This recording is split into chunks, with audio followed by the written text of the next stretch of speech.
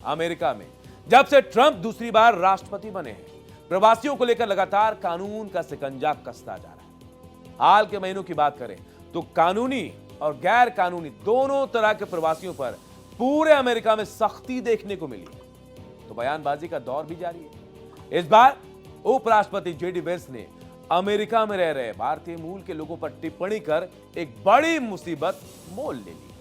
हम आपको top angle में बताएंगे कि आखिर उन्होंने ऐसा क्या कहा कि लोग उन्हें अपनी पत्नी को भारत वापस भेजने की बात तक कह रहे हैं। हम आपको यह भी बताएंगे कि आखिर उनकी पत्नी का भारत कनेक्शन है क्या और किस तरह से वेंस के लिए नई मुसीबत खड़ी हुई। जी हां, उपराष्ट्रपति जेडी वेंस ने हाल ही में प्रवासी अमेरिकियों पर करारा बयान दिया था। अब वही बयान उनके लिए मुसीबत का सबब बन गया है। इस बयान को लेकर उनकी जमकर आलोचना हो रही है। लोग उनकी पत्नी तक से सवाल कर रहे हैं। लोग पूछ रहे हैं उनके परिवार अपने बच्चों को वापस भारत कब भेजा जाएगा। अब आपको बताते हैं वेंस ने क्या कहा था। दरअसल दावा एक्स पर एक पोस्ट में किया जिसमें उन्होंने चेतावनी दी कि अप्रवासी अमेरिकी कामगारों से मौके छीन रहे हैं। बड़े पैमाने पर मास माइग्रेशन अमेरिकी सपने की चोरी है। वेंस ने आरोप लगा कि यह हमेशा से ऐसा ही रहा है और हर पोजीशन पेपर, थिंक टैंक का लेख और इकोनॉमिक स्टडी जो इसके उलट सुझाव देती। इसके लिए पुराने सिस्टम से अमीर हो रहे लोगों ने पैसे भी दिए। वेंस का यह बयान इंटरनेट पर जमकर वायरल हो गया। उनके इस बयान के बाद लोगों ने उनकी पत्नी ऊषा वेंस को लेकर सवाल तक पूछने शुरू कर दिए। लोग कह रहे हैं कि आपको ऊषा, उनके भारतीय परिवार और अपने बच्चों को वापस भारत भेजना होगा। लोग तो वेंस को पाखंडी तक कह रहे हैं। एक यूजर ने तुरंत जवाब दिया, इसका मतलब है कि आपको ऊषा, उनके भारतीय परिवार और अपने बच्चों को वापस भारत भेजना होगा। जब आप उनके लिए हवाई जहाज के टिकट खरीद ले तो हमें बता देना। अक्सर डोनाल्ड ट्रंप जैसी बयानबाजी करने वाले वेंस ने बाइडेन प्रशासन को उस इमिग्रेशन सिस्टम के लिए दोषी ठहराया जिसमें विभाजन को बढ़ावा देने वाला बताया गया है। वेंस से पूछा गया कि क्या ट्रंप प्रशासन योजना बना रही है कि सभी अनधिकृत प्रवासियों को देश से निकाल दिया जाएगा। तो वेंस ने कहा, हम जितने ज्यादा से ज्यादा लोगों को हटा सके उसकी कोशिश कर रहे हैं। आपको बता दें, इससे पहले जेडी वेंस की पत्नी उस समय भी सुर्खियों में आ गई थी जब जेडी ने उनके धर्म को लेकर बयान दिया। जेडी वेंस ने कहा था कि उनकी पत्नी ऊषा वेंस जो हिंदू हैं, एक दिन उनकी ईसाई आस्था को अपना ले। हालांकि उन्होंने यह भी जोर देते हुए कहा कि उनका अंतर धार्मिक विवाह आपसी सम्मान और समझ पर आधारित है। वेंस ने तब कहा था कि ऊषा उनके साथ चर्च जाती है। वो ईमानदारी से चाहते हैं कि शायद वो एक दिन ईसाई आस्था को अपना ले। बाद में वेंस ने स्पष्ट किया कि ऊषा धर्म परिवर्तन की कोई योजना नहीं रखती और वो उनकी मान्यताओं का सम्मान करती है। अब सवाल उठता है कि अमेरिकी उपराष्ट्रपति जेडी वेंस की भारतीय मूल की पत्नी ऊषा वेंस है कौन, क्या है उनका प्रोफाइल। तो आपको चलिए ये भी बताते हैं। ऊषा वेंस, जिनका जन्म चिलुकुरी में हुआ, जी हाँ, उनका पालन पोषण जन्म कैलिफोर्निया, जो चिलिकुरी से नाता रखते हैं, उनका जन्म पालन पोषण कैलिफोर्निया के सैन डिएगो के श्रमिक वर्ग के उपनगरों में हुआ था। उनके पिता मैकेनिकल इंजीनियर थे और मां अनार्विक जीव विज्ञानी थी जो भारत के आंध्र प्रदेश से अमेरिका आई थी। उन्होंने येल विश्वविद्यालय से इतिहास में बीए की डिग्री प्राप्त की। कैम्ब्रिज विश्वविद्यालय में गेट्स स्कॉलर भी रही जहां से उन्होंने प्रारंभिक आधुनिक इतिहास में एमफिल की डिग्री भी प्राप्त की। 2010 में येल लॉ स्कूल में एक छात्रा के रूप में मुलाकात उनकी वेंस से हुई थी जब वे श्वेत अमेरिका में सामाजिक पतन पर एक चर्चा समूह में शामिल हुए। इस अनुभव ने उनके भावी पति के 2016 के बेस्ट सेलिंग संस्मरण हिलबिली एलेजी को प्रभावित किया। जी हाँ, जो श्वेत श्रमिक वर्ग के अमेरिकी रस्ट बेल्ट में उनका बचपन के बारे में, उनके बचपन को बता रहा था। इस पर 2020 में रॉन हावर्ड के निर्देशन में एक फिल्म भी बनी। माइग्रेशन पर वेंस का बयान भले विवादों में है लेकिन इसकी वजह जड़ में खुद राष्ट्रपति डोनाल्ड ट्रंप है। अमेरिका के वॉशिंगटन में व्हाइट हाउस के पास हुई गोलीबारी में एक महिला सैनिक की मौत के बाद अमेरिकी राष्ट्रपति आर पार के मूड में नजर आ रहे हैं और इसी कड़ी में अमेरिकी राष्ट्रपति एक बड़े इमिग्रेशन फैसले की घोषणा उन्होंने की। ट्रंप ने थर्ड वर्ल्ड कंट्रीज के लोगों का माइग्रेशन हमेशा के लिए रोकने को लेकर बड़ा बयान दिया। ट्रंप ने माइग्रेशन को लेकर क्या कहा, यह भी आपको बता दें। ट्रंप ने कहा कि वो थर्ड वर्ल्ड के सभी देशों से माइग्रेशन को हमेशा के लिए रोकने की प्लानिंग कर रहे हैं। अगर अमेरिका में माइग्रेशन को लेकर यह फैसला लागू हो गया तो जो लोग यहां पढ़ने का सपना देख रहे हैं या फिर अमेरिका में नौकरी करने का सपना देख रहे हैं, उनके लिए बड़ा झटका होगा। ट्रंप ने ट्रूथ सोशल पर लिखा, अमेरिकी तकनीक के मामले में आगे बढ़ गया है, लेकिन पिछले कुछ सालों में इमिग्रेशन नीति ने देश की तरक्की को कमजोर किया है और लोगों के रहन सहन के स्टैंडर्ड पर असर डाला है। जो बाइडेन पर भड़के ट्रंप, जी हां, इसे लेकर ट्रंप ने लिखा, मैं सभी थर्ड वर्ल्ड के देशों से माइग्रेशन को हमेशा के लिए रोक दूंगा ताकि अमेरिकी सिस्टम ठीक हो सके।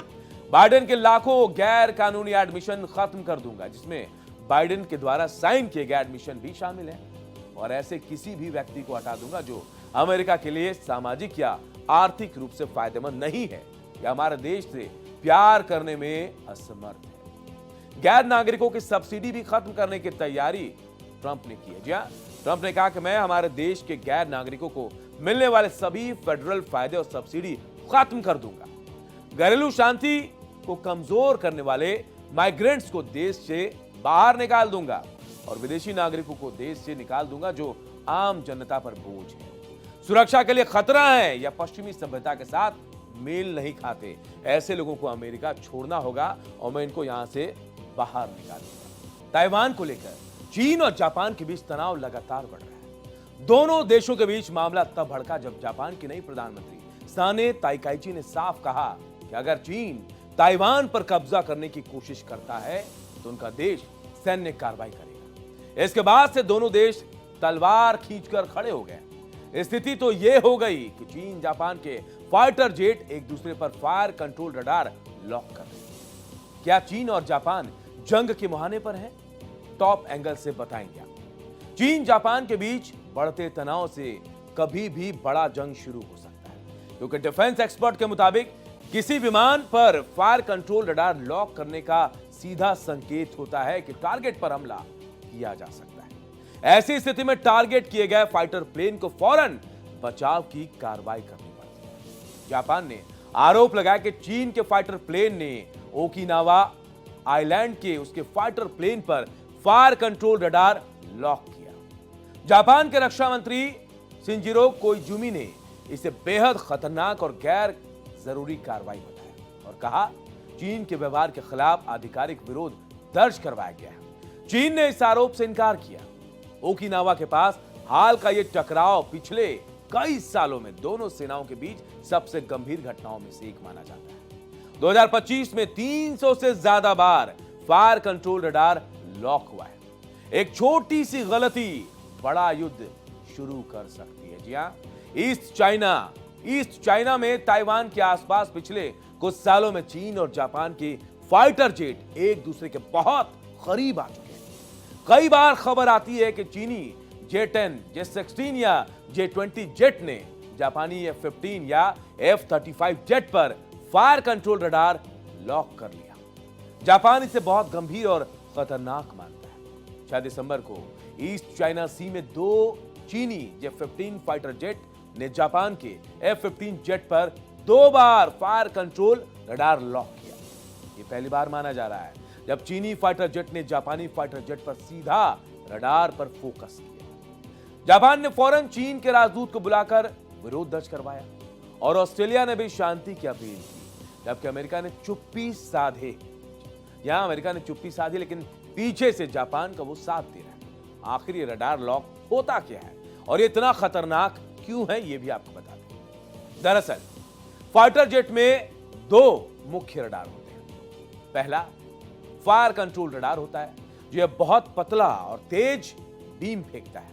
इसके दूरी मापी जाती है और टारगेट की सटीक दिशा, ऊंचाई और स्पीड भी ये पता करता है। जब पायलट लॉक बटन दबाता है तो रडार का बीम सिर्फ एक ही विमान पर केंद्रित हो जाता है। हर मिलीसेकंड में हजारों बार उस पर रेडियो वेव्स भेजता रहता है और रिसीव करता है।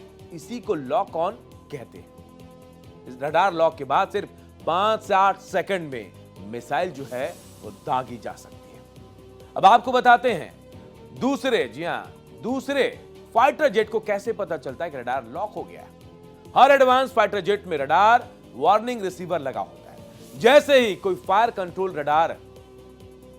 रडार जो उस पर लॉक करता है, कॉकपिट में तेज आवाज आनी शुरू हो जाती है। स्क्रीन पर लाल हीरा चमकने लगता है, जिसके बाद दिशा दिखाई देती है कि रडार लॉक कहां से आ रहा है। चीन का रडार लॉक वाला खेल क्या है, कब कब जापानी जेट का रडार लॉक हुआ, यह भी हम आपको बताते हैं। देखिए 2023 में एक दो बार ने 199 बार, 2024 में 247 बार, हद हो गई 2025 में 312 बार। जापान के रक्षा मंत्रालय के अनुसार 2023 में 199 बार चीनी जेट ने जापानी जेट पर फायर कंट्रोल रडार लॉक किया। 2024 में यह आंकड़ा बढ़ गया, देखिए 247 बार, जबकि 2025 में जनवरी से नवंबर तक का आंकड़ा बता रहे हैं आपको 312 बार। यह नया रिकॉर्ड है। सबसे खतरनाक घटना 22 मई 2025 की, जहां एक चीनी J-20 स्टेल्थ जेट ने जापानी F-35A पर सिर्फ 18 किलोमीटर की दूरी से 28 सेकंड तक रडार लॉक रखा। जापानी पायलट ने इमरजेंसी में सुपरसोनिक स्पीड से अपने प्लेन को भगाया और वहां से उसे निकलना पड़ गया। आप समझिए कितनी बड़ी परेशानी थी, अगर थोड़ी भी गलती होती तो क्या होता।